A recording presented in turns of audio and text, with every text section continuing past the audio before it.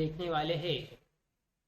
इसके नाम से ही हमें पता चलता है कि वीर यानी कि जहां पर वीरता का, उत्साह का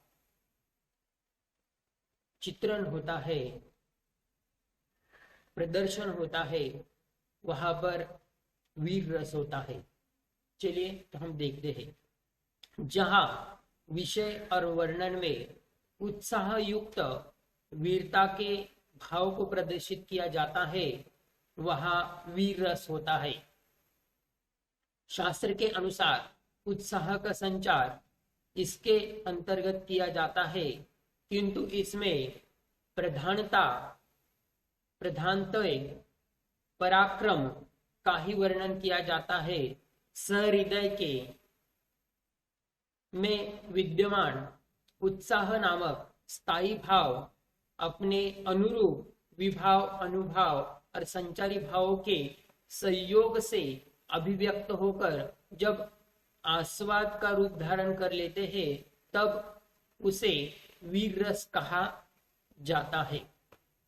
यानी कि हमारे अंतर्गत जो भी स्थायी भाव होते हैं, विभाव, अनुभाव एवं संचारी भाव, इनके संयोग से ही जो हमारा वीर रस होता है वह उत्पन्न होता है।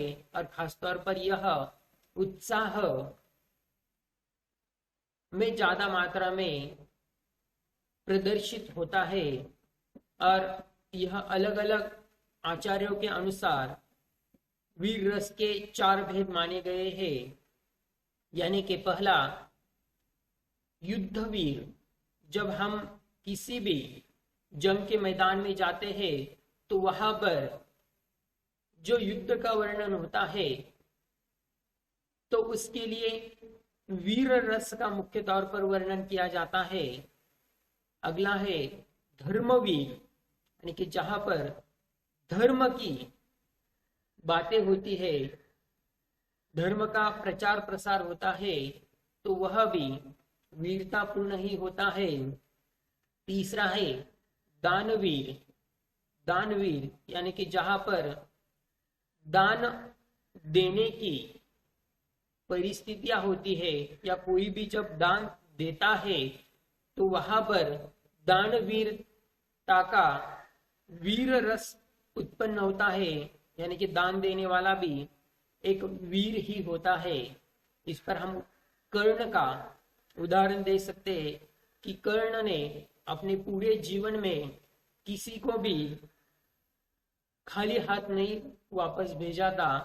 और अंतिम क्षण में भी जब उसके कवच कुंडल उसके पास दान में मांगे गए थे, तो वह भी उसने दान में अर्पित किए थे। तो ऐसा दानवीर। और दयावीर।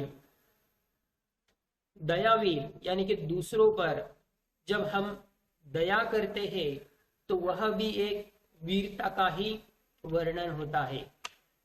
आगे, वीर रस का आलंबन शत्रु, तीर्थ, स्नान, पूर्व, धार्मिक ग्रंथ या दयनीय व्यक्ति माना गया है। यानी कि यह सभी वीर रस के आलंबन के अंतर्गत आते हैं। शत्रु का पराक्रम, अन्न देवताओं, अन्नदाताओं का दान, धार्मिक इतिहास आदि अन्य व्यक्ति की दुर्दशा वीर रस का उद्दीपन विभाव वह करती है। गावोक्तिया, याचक का आदर सत्कार, धर्म के लिए कष्ट सहना तथा दया पात्र के प्रति सांत्वन अनुभाव है। धृति, स्मृति, गर्व, हर्ष, मति आदि वीर रस में आने वाले संचारी भाव होते हैं। तथा युद्धवीर का एक उदाहरण देखा जा सकता है, जिसमें वीर अभिमन्यु अपने साथी से युद्ध के संबंध में उत्साहवर्धक पंक्तियां कह रहे हैं। यानी कि जब महाभारत घटित हो रहा था, तो महाभारत में जो युद्ध हुआ, तो उस युद्ध में जो अभिमन्यु था उसने अपने मां की कोख में युद्ध विद्या सीखी भी, यानी कि जब वह कहता है, हम इन पंक्तियों को देखते हैं। हे सारथे, हे द्रोण, क्या देवभद्र भी आकर अड़े। हे खेल क्षेत्रीय बालकों का व्यू भेदन न कर लड़े। मैं सत्य कहता हूं सखे सुकुमार, मत जानो मुझे। यमराज से भी युद्ध को प्रस्तुत सदा मानो मुझे। हे औरों की बात क्या गर्व में करता नहीं। मामा और निज तान से भी समर में डरता नहीं। जाना दरिया के बहुत तेज है, यानी कि वहां पर जो व्यूह भेदन था वह उसने अपनी मां की कोख में चक्रव्यूह के अंतर्गत जाना तो सीखा था, लेकिन बाहर कैसे आना है वह उसने नहीं सीखा था। लेकिन फिर भी उसने वीरतापूर्ण वर्णन करके उसे भेदने का प्रयास किया है।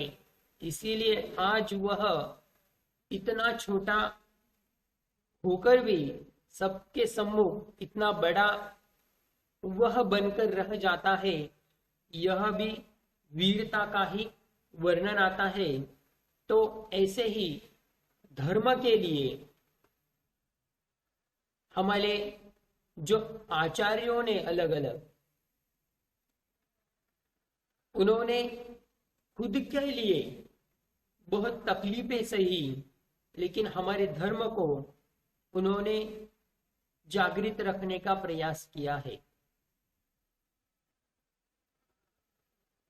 तो इसी तरह से जो वीर रस होता है वह युद्धवीर होता है, धर्मवीर होता है, दानवीर होता है और दयावीर होता है।